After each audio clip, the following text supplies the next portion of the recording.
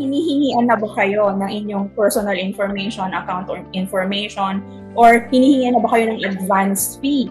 Kasi po, ang ating mga financial institutions, hindi yan maghihingi sa inyo ng ganyang information. In the first place, when you open your bank account or your credit card account, they already have your information. So they will never ask you that kind of information over the phone. So whenever you are in doubt, ibaba nyo po yung telepono, huwag nyo i-entertain, huwag kayong mag-click ng kahit anong link to kahit anong website, huwag kayong magbigay ng kahit anong personal or account information. Instead, contact your bank or financial institution directly to verify kung nagpadala nga sila ng ganoong communication.